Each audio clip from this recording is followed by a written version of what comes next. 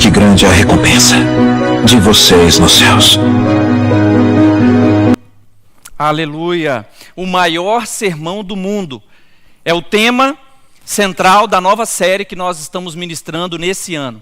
Nós começamos essa série há 2 domingos atrás e hoje eu trouxe um resumo do que foi pregado nos últimos 2 domingos, que são as bem-aventuranças. Nós fizemos uma exposição de versículo por versículo de cada parte do que Jesus falou e pregou no Monte das Bem-aventuranças na Galileia. Não se sabe ao certo qual é o nome do monte, então ele foi denominado como o Monte das Bem-aventuranças. E Jesus proferiu essas palavras para a multidão e também para os discípulos que se aproximaram dele. Nós aprendemos nas 2 últimas semanas a diferença de fazer parte da multidão e a diferença de sermos de fato discípulos do Senhor. Hoje, dando continuidade no maior sermão do mundo, nós vamos meditar no tema do mundo ou do monte para o mundo. Aquilo que nós recebemos no monte de Jesus e trazemos para o mundo para aplicar nas nossas vidas. Nós vamos meditar ainda em Mateus no capítulo 5, hoje especificamente do verso 13 em diante, até o verso 16. Peço que vocês abram as suas Bíblias, liguem as suas Bíblias e acompanhem versículo a versículo, porque a palavra de Deus ela é inerrante, a palavra de Deus é o que de fato transforma as nossas vidas. O Sermão do Monte, o sermão pregado por Jesus Cristo, aquele na qual nós servimos, ele dedicou um tempo para poder sentar, para poder instruir, para poder falar do seu amor, mas também para nos dar algumas orientações práticas. Então, por isso, a nossa igreja, no ano de 2026, iniciamos um estudo sistematizado sobre o maior sermão do mundo, pregado por Jesus Cristo. Já vimos vários sermões bonitos e interessantes nas redes sociais, pregados por grandes pastores, que de fato transformaram vidas, mas o principal sermão que nós precisamos conhecer é o Sermão do Monte. O Sermão do Monte ele é libertador, ele nos ensina situações práticas, mas ele nos ensina também nas entrelinhas como sermos discípulos de Cristo. Ele comunica os seus atributos comunicáveis a cada um de nós, para que nós possamos de fato ser imagem e semelhança dele. Quando Jesus se assenta no monte para poder ensinar, ele está dizendo, aquilo que eu sou, eu quero transmitir para que vocês também sejam. Bem-aventurados que choram. Ele chorou. Bem-aventurados os pobres em espírito. Eu expliquei detalhadamente a diferença, que são aqueles que reconhecem que não têm nada e que necessitam completamente do Senhor.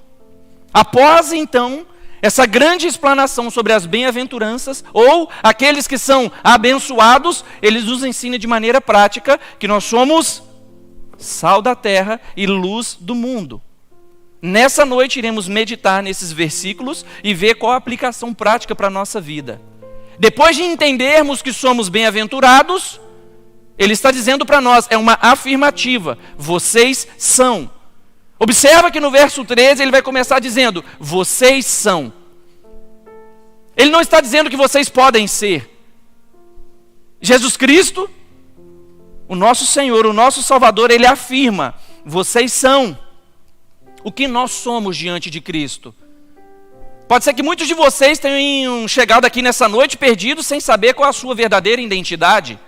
Mas como enxergar a sua verdadeira identidade? Lendo as Escrituras sobre as afirmativas de Cristo sobre a sua pessoa. A Bíblia também afirma que nós somos filhos. A Bíblia também nos afirma que nós somos imagem e semelhança do Criador. Mas quando que somos imagem e semelhança e quando que nós não somos? A Bíblia nos afirma que nós somos luz, mas uma luz própria ou uma luz que reflete a essência do verdadeiro Cristo. Tudo isso nós vamos ter o entendimento nessa noite. Então eu peço que por favor vocês mantenham as suas Bíblias abertas e peçam fielmente para que o Espírito Santo de Deus fale ao seu coração. Aqueles que têm a Bíblia física, não fechem. Aqueles que têm a Bíblia no celular, não desligue.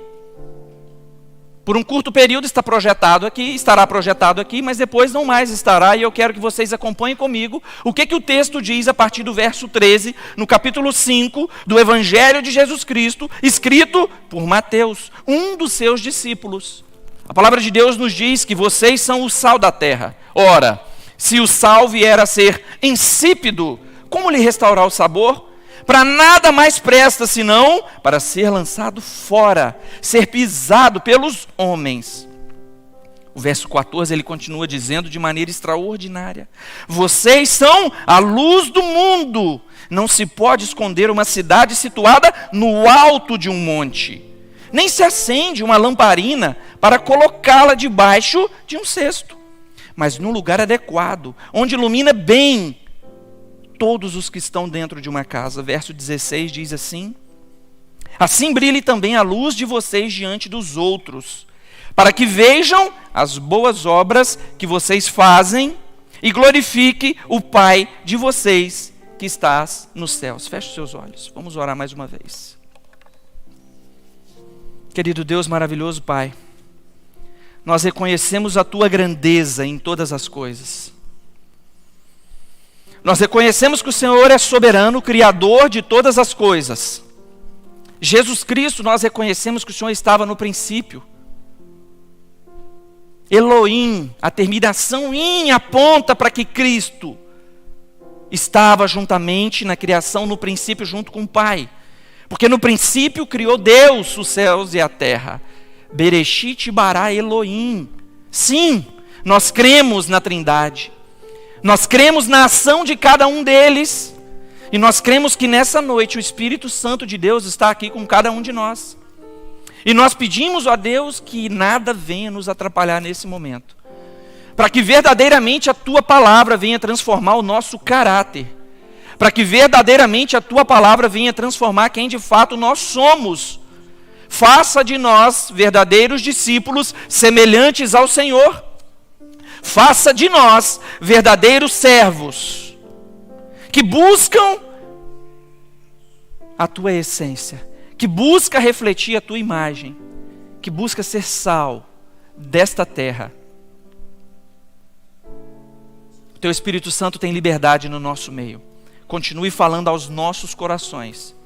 No nome santo de Jesus, nós te oramos agradecidos. Amém. A proposta inicial de começarmos fazendo a exposição do Sermão do Monte, o maior sermão do mundo, Mateus capítulo 5, 6 e 7. O único evangelho que narra o sermão de maneira organizada e detalhada é o evangelho de Mateus. Se nós lermos, por exemplo, o evangelho de João, nós não teremos referências do Sermão do Monte, porque João não narra com riqueza de detalhes. Temos pequenos relatos no evangelho de Lucas e também no evangelho de Marcos. Mas se você quer de fato conhecer o Sermão do Monte de maneira completa, você precisa ler o evangelho de Mateus. E o mais interessante de tudo isso é que muitas pessoas, querendo estudar sobre a vida, sobre a história de Jesus, começaram pelo evangelho de Mateus. O evangelho mais lido é o evangelho de Mateus, onde as pessoas que são servas do Senhor Jesus e muitos que não creem em Deus buscam saber mais sobre Jesus. Então o que eles fazem? Vão ler o evangelho de Mateus, para que possa ter uma descrição. O evangelho de Mateus tem uma curiosidade muito grande. Nós pregamos no ano passado. No mês de dezembro fizemos uma exposição sobre a vida de Jesus. E o capítulo 1 começa sobre a genealogia de Jesus, de onde ele veio. Porque o Deus que nós servimos, a história dele não começa com era uma vez, mas sim com uma genealogia detalhando todos os passos sobre a raiz dele, cumprindo as profecias de Isaías, de Jeremias, detalhadamente. Depois disso nós vemos que o menino cresce, ele vai para o templo, começa a ensinar. Os seus pais o esquecem no templo, depois de 3 dias volta, busca o filho dele. E essa criança continua crescendo e o seu ministério começa. Transformando água em vinho, em um casamento. Sendo levado ao deserto para ser provado, ser tentado de todas as formas. Além de tudo isso, ele também se batiza nas águas. Para que se pudesse cumprir o que está nas Escrituras, mais uma vez apontando para o Antigo Testamento. E aí então, depois disso, ele preparado começa então a ser conhecido por muitas pessoas. Muitos iam atrás dele em busca das bênçãos, do que ele podia oferecer. A cura, ele podia oferecer restauração de família, ele poderia oferecer para as pessoas até mesmo bens materiais, porque a Bíblia diz que Pedro tinha um débito, E ele diz assim para Pedro, vai lá dentro do mar e tira o peixe, dentro da boca do peixe vai ter algo que vai pagar todo o débito que você tem. E de fato Jesus pode oferecer todas essas coisas. Mas quando ele se assenta no Sermão do Monte, que é a continuidade de tudo isso que estamos falando, ele oferece algo ainda maior do que isso. Ele começa a dizer sobre as bem-aventuranças. Vocês são abençoados. Não porque têm riquezas. Não porque ele pode pagar a conta. Não porque ele pode oferecer a você uma cura. De fato ele pode oferecer isso. Mas não somente isso. Mas muito mais do que isso. E ele diz, bem-aventurados são vocês quando choram. E o mundo que nós vivemos, o homem não chora. Bem-aventurados são vocês pobres. Mas no nosso mundo, quem é pobre, a gente ouve falar que não tem bênção nenhuma. E ele começa a apresentar o verdadeiro reino instituído nessa terra. Quando ele senta no monte para poder explicar todas essas coisas, Cristo intrinsecamente está dizendo, eu não vim simplesmente para ser um rei como os demais reis. Eu vim para apresentar a verdadeira essência do Evangelho e libertar vocês. Para que vocês possam reinar não só aqui na terra, mas também no céu juntamente comigo. E o mais interessante é que ele apresenta duas metáforas, dizendo que vocês são sal da terra e luz do mundo. Como assim? Sal da terra e luz do mundo? Para nossa realidade hoje, essa metáfora pode ser um pouco distante, porque hoje você conecta na energia e a luz aparece. Hoje você precisa de sal, você vai no mercado, compra e está tudo resolvido. Mas quando Jesus fala dessas metáforas, era em um outro contexto. Era um povo que vivia com uma lamparina para poder iluminar o ambiente onde se estava. Era um povo que quando precisava de sal, precisava ir no Mar Morto, recolher aquele sal e aí então viver. Hoje, o contexto é diferente, mas que nós possamos ter um entendimento geral, eu preciso explicar para vocês. E quando eu olho para o verso 13, ele já começa com uma afirmativa. Nos versos anteriores ele está dizendo, vocês são abençoados. E agora que vocês são abençoados, eu quero dizer que vocês abençoados, vocês bem-aventurados, são também o sal da terra.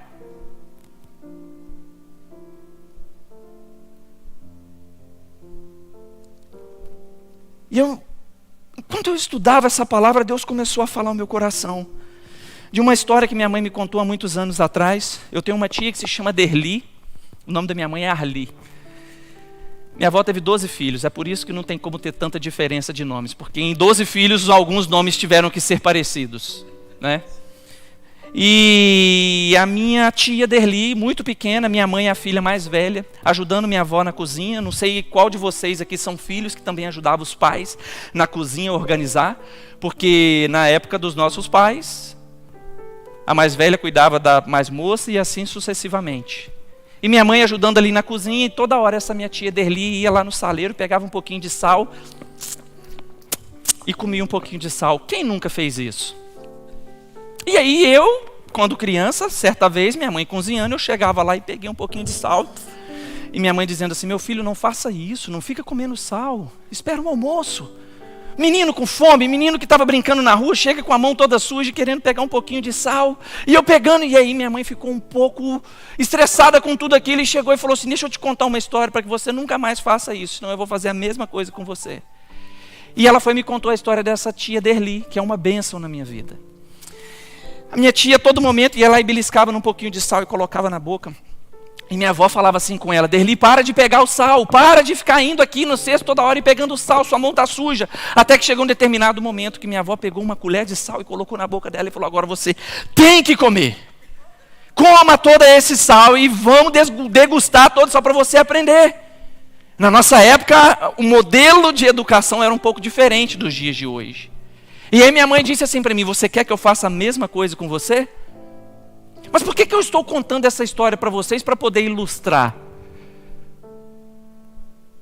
Para dizer que um pouquinho de sal que a minha tia pegava e colocava na boca, em determinado momento era prazeroso para ela.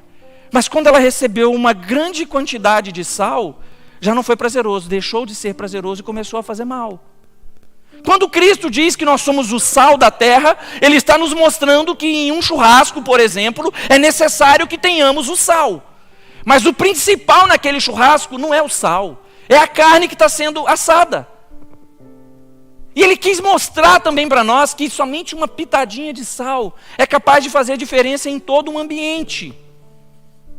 Para quem tem o hábito de cozinhar e também para quem não tem, sabe que se você coloca somente um pouquinho de sal e 1 quilo de feijão, é o suficiente para temperar toda aquela comida. Se você pegar um feijão e não tiver sal nenhum, normalmente nós falamos que é o quê? Nossa, está sem sal, está sem gosto, esse feijão não está legal.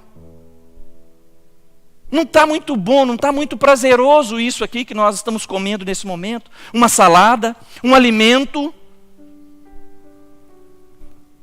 Um pouquinho de sal é capaz de fazer a diferença numa quantidade relevante de comida.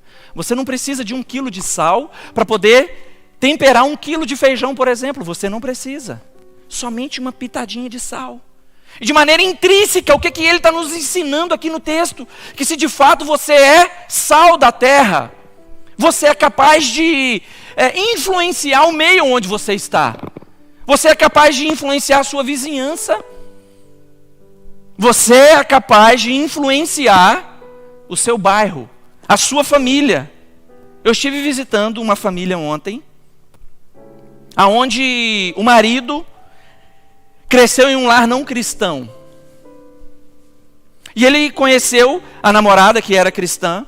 O evangelho começou a ser ministrado no coração dele através dela. Eles se casaram. Antes disso ele se batizou, eles se casaram. E toda a família dele se rendeu aos pés do Senhor. Você é capaz de influenciar o meio onde você está. Entenda que o sal por si só, normalmente, ele não absorve outros nutrientes. É ao contrário. Aonde ele está, ele torna aquele ambiente conforme ele. Ele faz com que o ambiente se transforme. Então Jesus, no monte das bem-aventuranças, se assenta e começa a dizer: vocês podem fazer a diferença. Eu só tenho mais 2 anos e meio de jornada aqui nessa terra. Depois vai ser com cada um de vocês. E o evangelho chegou até aqui, a cada um de nós. Porque alguém entendeu a essência de ser sal e falou do amor de Deus. Viveu conforme a semelhança de Jesus. Por onde Jesus passava, ele deixava uma parte dele. Por onde Jesus caminhava, ele deixava um pouco da sua essência.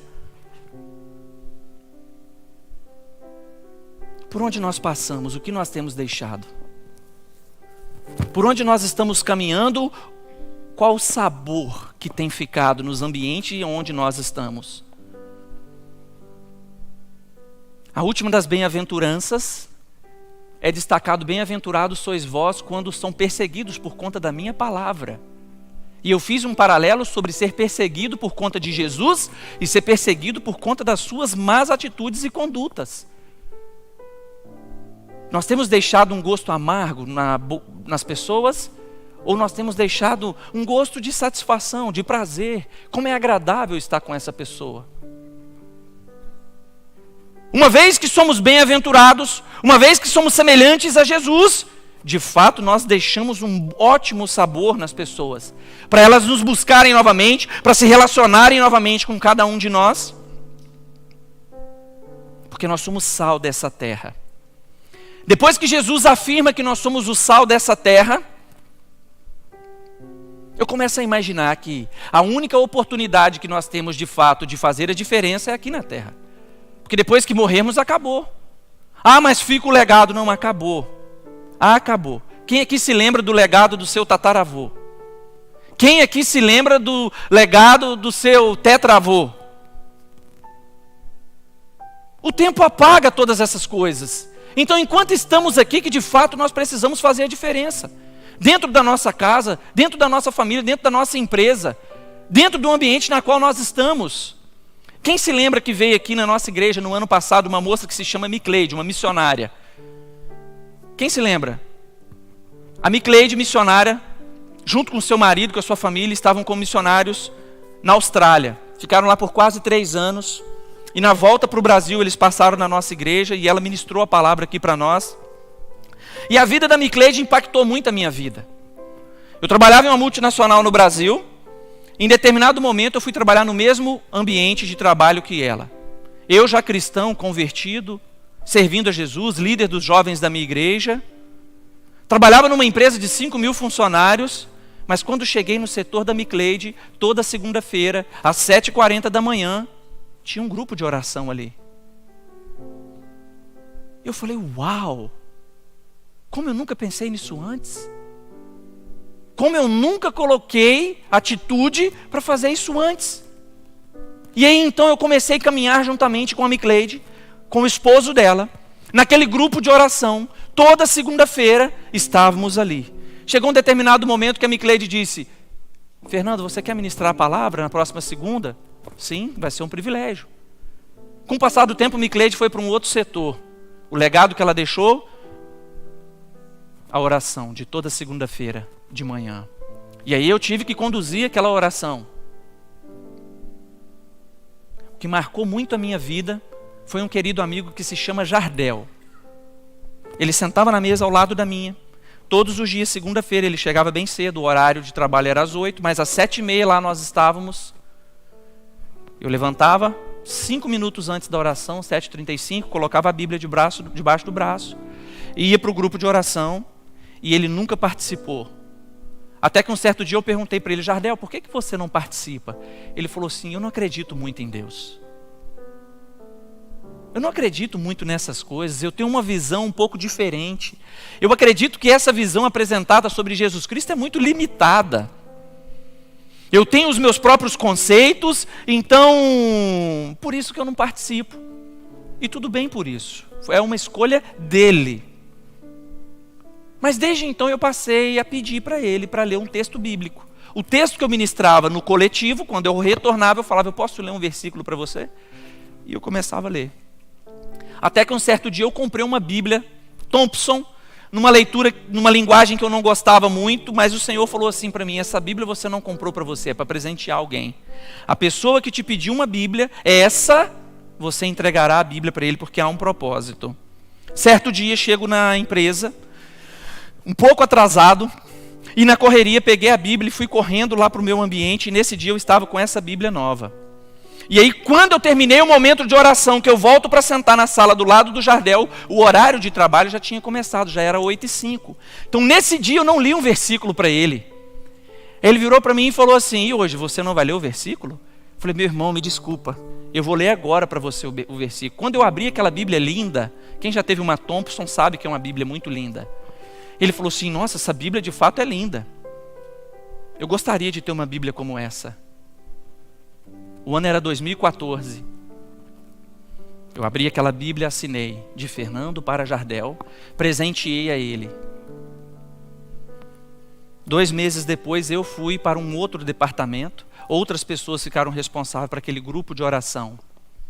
Mas no final do ano, dia 30 de dezembro, um dia antes da virada de ano, eu recebo uma ligação do Jardel, falando assim para mim, meu querido amigo, amanhã eu irei me batizar. E eu gostaria que você me mergulhasse nas águas. Eu, minha esposa e a minha filha. Sabe aonde começou todo esse legado? Através da vida da Micleide, que teve uma atitude de ter um grupo de oração. O que o Senhor Jesus quer de nós é uma pitada.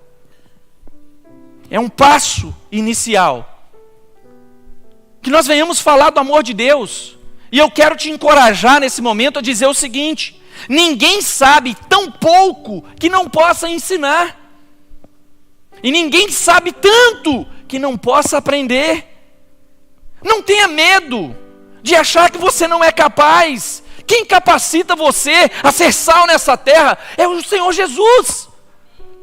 É Ele em quem te encoraja. Lucas no capítulo 12, no verso 12 diz, e naquela hora o Espírito Santo irá lhe dizer o que você deve falar.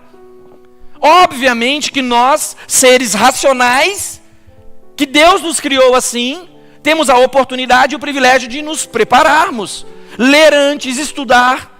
É por isso que a nossa igreja tem o estudo bíblico, a leitura anual da Bíblia. É por isso que nós buscamos o conhecimento para poder falar daquilo que de fato nós sabemos. Seja sal. Faça a diferença. Eu não sei se dentro da sua casa as pessoas não têm o hábito da leitura da Bíblia. Imagina se todos os dias de manhã, se você está acostumado a acordar às 6 horas da manhã, você coloca 5h50, 10 minutos, e dedica de leitura da palavra. Quando o seu marido, quando o seu filho, quando o seu irmão, quando a sua esposa se levantar e ver você com essa atitude, sabe, esse primeiro passo, aquela fagulha vai começar a ganhar uma proporção que você não pode imaginar. O que o Senhor está dizendo é que vocês são o sal da terra, vocês precisam salgar essa terra. E logo em seguida, Ele dá um alerta. Observa depois da vírgula o que é que o próprio Cristo diz. Ele diz assim: ora, se o sal vier a ser insípido, ou seja, perdeu o gosto, já não tem mais relevância nenhuma. Ele diz assim que, como lhe restaurar o sabor? Ele mesmo faz uma pergunta, obviamente retórica. Ele não esperava a resposta de ninguém, porque ele é a resposta para isso.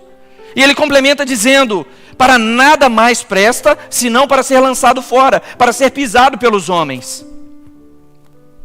O autor aos Hebreus, no capítulo 6,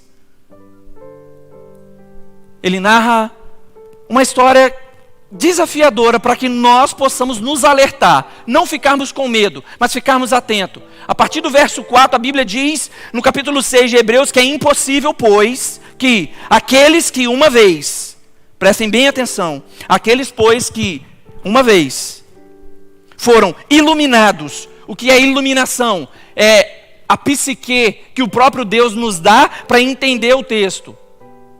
Nós não temos a revelação da palavra. Não, isso não existe. A revelação é a palavra. É a própria palavra. Isso é a revelação específica de Jesus. Então, o que que Jesus nos faz? Nos ilumina. Ele coloca uma luz, clareia para que possamos enxergar. O próprio Cristo faz isso. Ele é a verdadeira luz. Então, o autor de Hebreus está dizendo: é impossível, pois, que aqueles que uma vez foram iluminados, ou seja, conheceram a verdade, é impossível, aqueles que provaram o dom celestial, se tornaram participantes do Espírito Santo. Dom do Espírito Santo. O dom é do Espírito que concede a nós de acordo com o que Ele quer. 1 Coríntios, no capítulo 12, 13, 14 e 15, vai narrar isso. Os dons pertencem ao Espírito. Ele dá a quem Ele quer, quantos Ele quer, na hora que Ele quer. É impossível aqueles que foram iluminados, provaram do dom celestial, tornaram participantes do Espírito Santo, provaram a boa palavra de Deus, que é a Bíblia, e os poderes do mundo vindouro. Observa o verso 6 agora. E caíram. Sim, é impossível outra vez renová-los para arrependimento, visto que, de novo, estão crucificando para si mesmo o Filho de Deus, o expondo à zombaria. O que é que o texto está dizendo de maneira clara? Que aqueles que uma vez estiveram na presença, que serviram, assim como o sal se tornou insípido, ele não volta a ter o seu sabor.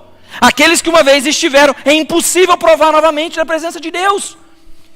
E quando o autor aos Hebreus está dizendo isso, não é para que tenhamos medo, mas é para nos alertar que nós precisamos vigiar a todo momento. Nós precisamos andar debaixo da luz. Quando as dificuldades, quando os tropeços, quando as coisas vierem a acontecer, que possamos nos apresentar a Cristo. E quando ele diz aqui o abandono da fé, a gente vai para o grego e lê o que está escrito especificamente. Ele está falando de apostasia, abandono geral da palavra de Deus. Não é simplesmente um pecado. Eu preciso esclarecer isso para você não sair aqui com o coração pesado, com medo, achando que Deus não vai te aceitar. Sim, se você está pensando dessa maneira, Jesus está de braços abertos para te receber. Esse de fato é o que nós vivemos. Agora, entretanto, todavia, aqueles que abandonam, não querem mais saber, é isso que o texto está dizendo. O sal, quando perde de fato e se torna insípido, ele não volta a ser sal. Isso é um alerta para cada um de nós. O reino dos céus é alcançado por muito esforço. Nós precisamos perseverar dia após dia, para que possamos viver no reino celestial junto com o nosso Senhor. Nós precisamos viver isso. Ou vocês querem ser lançados fora e ser pisados pelos homens? Hebreus, no capítulo 6, nos ensina que o sal é fundamental num ambiente para dar temperança. Além de tudo isso, o sal preserva, o sal em grande quantidade. Também naquela época não tinha geladeira, não tinha... Eles precisavam do sal para preservar. E o sal que somos nós, a igreja, as pessoas, a igreja de Cristo, nós preservamos a palavra de Deus, nós preservamos os bons comportamentos, nós preservamos a imagem e semelhança dele, nós preservamos as boas condutas, nós preservamos a verdadeira essência de Jesus Cristo. Nós, igreja, estamos aqui para preservar.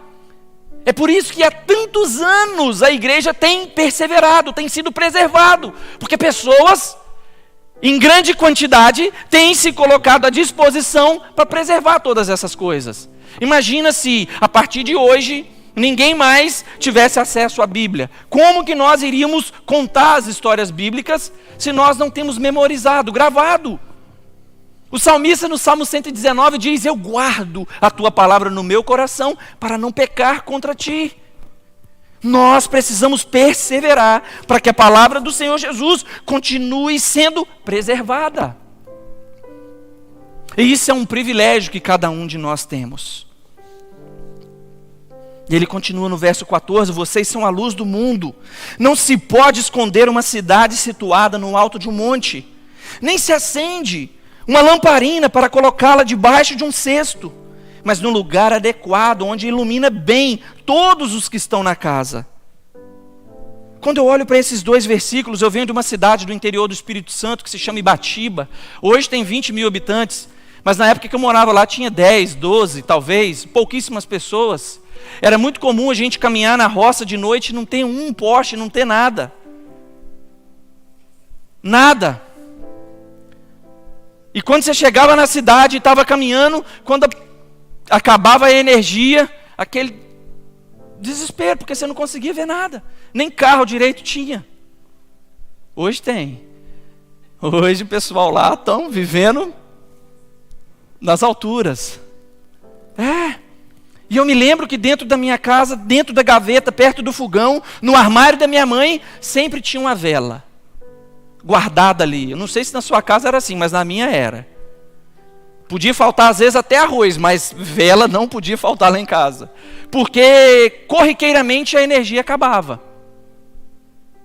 E quando acabava, irmão, só voltava no outro dia. Era a noite inteira sem energia. E me veio à memória que muitos momentos extraordinários eu vivi quando só tinha uma vela dentro do prato. Tinha que ser dentro do prato, que se caísse não pegava fogo nas coisas. Porque se fosse em cima do copo, minha mãe me ensinou: meu filho, você pode dormir e essa vela pode cair e pegar fogo na casa. Então bota num prato que é maior, coloca ela ali.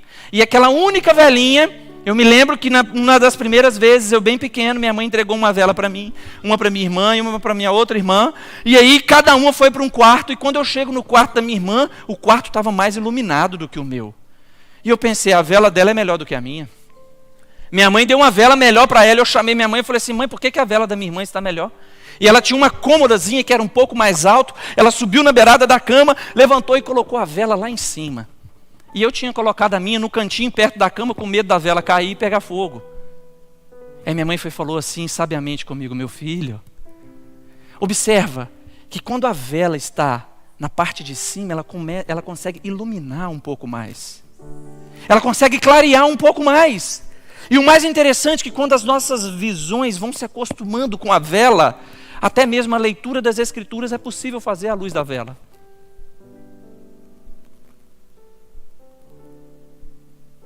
Significa que somente você é capaz de clarear toda a sua família.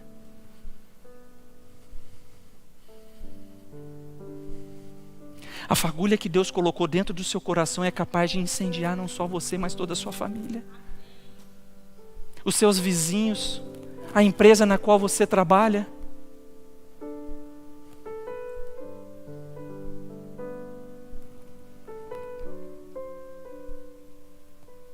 quanto tempo essa chama não tem queimado no seu coração? Essa chama já queimou no seu coração? Ou você está escondido debaixo da cama, debaixo de um cesto, para que ninguém te veja?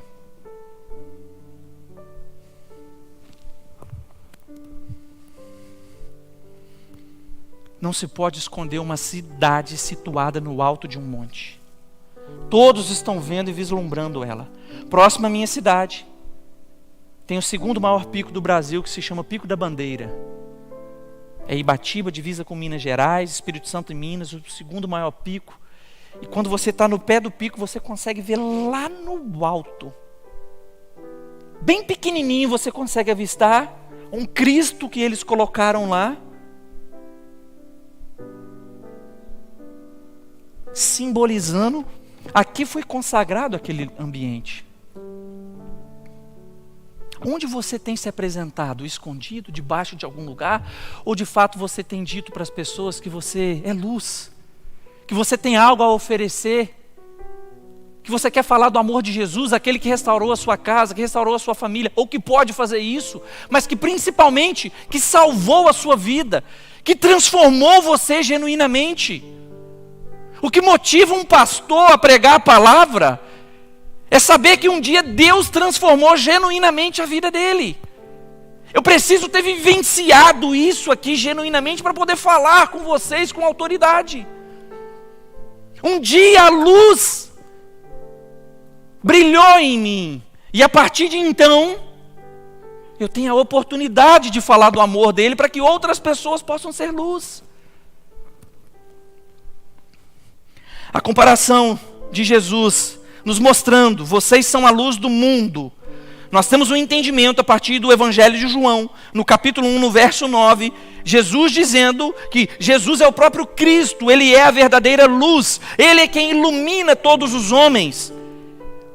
Nós refletimos a luz de Jesus, Ele toca o nosso coração e nós assim, então podemos refletir a imagem dEle. Os crentes são luzes secundárias, somos o reflexo da verdadeira luz. O apóstolo Paulo, em Filipenses, no capítulo 2, o verso 15, diz: para que sejam irrepreensíveis e puros como o sal. Fazendo alusão a Mateus, no capítulo 5, ele diz: para que vocês sejam irrepreensíveis e puros, filhos de Deus, inculpáveis, no meio de uma geração pervertida, no meio de uma geração que está andando no escuro, que não sabe para onde ir, no meio de uma geração sem sal, no meio de uma geração insípida, no meio de uma geração pervertida. Deus tem encorajado cada um de nós como igreja a fazer a diferença, a colocar um pouquinho de tempero, a iluminar. Mesmo que seja uma única velhinha, ou que seja todos nós juntos, fazendo um luzeiro tão grande como esse aqui. Nós podemos fazer isso. O apóstolo Paulo continua dizendo: filhos de Deus inculpáveis no meio de uma geração pervertida e corrupta, na qual vocês brilham. O governo vai mal, é corrupto sim, mas nós brilhamos. Ah, fulano está roubando na empresa, mas você não, você é honesto. Ah, fulano trai a esposa, você não, você é luz. O ambiente onde você está tem que ser totalmente influenciado pelo que você é. Eu tenho um grupo no WhatsApp de futebol. Qual homem aqui já participou de algum grupo de WhatsApp no futebol? Vários. E quem é homem e participa no grupo de WhatsApp de futebol sabe que muitos que não são cristãos enviam coisas lá que não devem enviar. Vídeos e tudo mais. Eu tenho um grupo de futebol desde 2013 que eu jogava no Espírito Santo, lá em Vila Velha, foi a cidade que eu morei depois. Ninguém mandava bobagem lá no grupo. Por quê? Primeira vez que mandaram eu saí do grupo. Me adicionaram no grupo novamente. Continuei. Mandaram novamente, saí do grupo. Um dia o líder do grupo falou assim: Fernandão, por que você está saindo do grupo? Porque estão enviando coisas que não devem ser enviadas lá. Eu não vou fazer parte disso. Ele criou uma cartilha dizendo assim: aquele que enviar qualquer tipo de bobagem no grupo vai ser excluído. Simples assim. Acabou. Acabou. Nós precisamos influenciar o meio onde nós estamos. Nós precisamos fazer de fato a diferença. O que o apóstolo Paulo está dizendo? É nós que vamos brilhar no meio das pessoas, não é nos esconder, nos isolar, não. Porque esse sermão está sendo pregado aqui hoje, eu tenho a convicção de que Deus está enchendo o nosso coração de ousadia.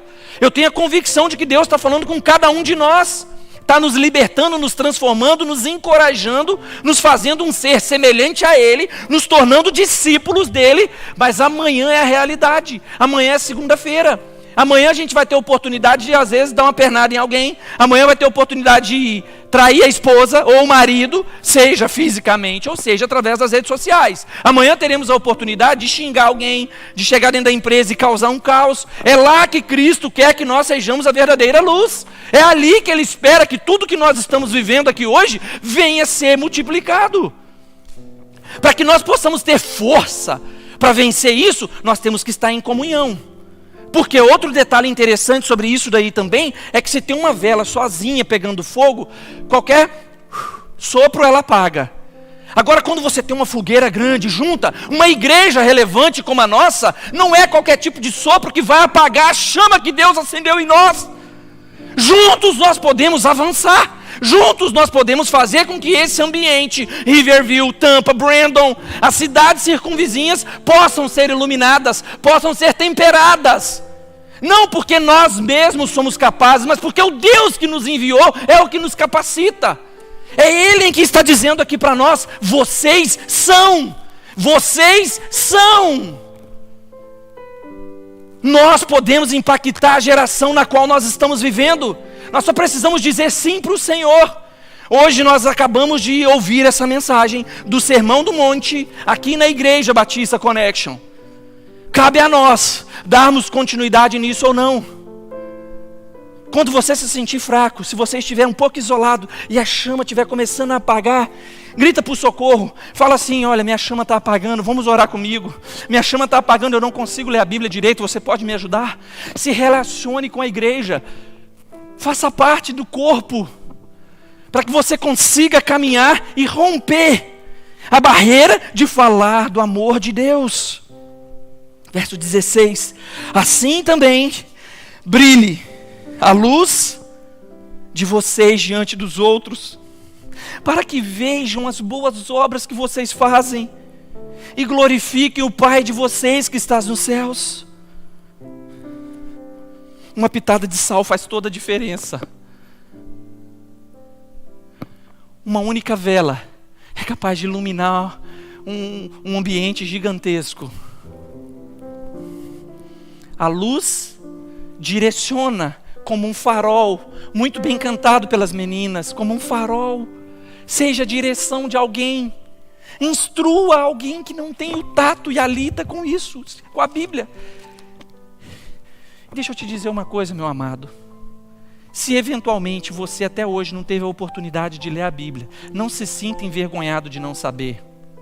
Até 2012, eu não tinha lido um livro inteiro da Bíblia.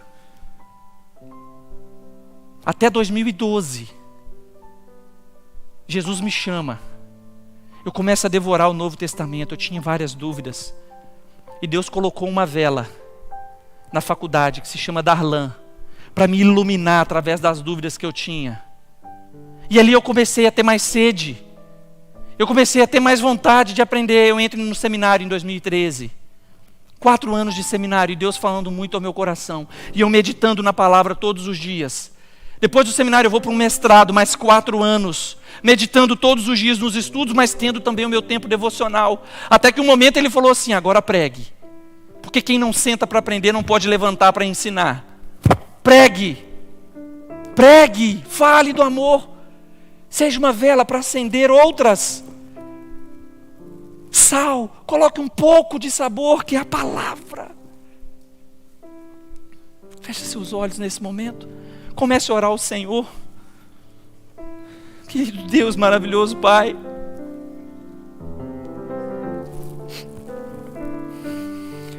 Oh Deus, obrigado, Pai, porque o Senhor teve esse encontro intencional com nós nessa noite. Nós reconhecemos que o Senhor é a nossa fonte de luz. Nós reconhecemos, ó Deus, que um dia o Senhor fez com que nós sejamos temperados por Ti, pela Tua palavra, pelo Teu amor. E hoje, tendo esse entendimento, Pai, nós queremos ser usados na Tua mão, Pai. Nós queremos ser luz, nós queremos ser sal dessa terra, nós queremos realmente, Deus, impactar essa nação. O Senhor não nos trouxe aqui por acaso, o Senhor nos trouxe aqui para que pudéssemos ser instrumentos em Tuas mãos. E nessa noite eu oro por aqueles, ó Deus, que por algum motivo a chama está se apagando. Reacenda a chama no coração, Pai. Pai, no nome santo de Jesus, Deus, eu oro nessa noite para que possamos continuar fazendo a diferença aqui onde o Senhor nos plantou, Pai. Nós temos a convicção de que em Ti nós somos bem-aventurados, nós somos abençoados, nós somos o sal da terra, Pai. Nós acreditamos veemente nessa palavra. Nós somos a luz desse mundo. Obrigado, Pai. Eu oro por cada vida que me ouve, seja aqui presencialmente ou seja online, Pai, para que durante a semana essa palavra possa ser ruminada no coração de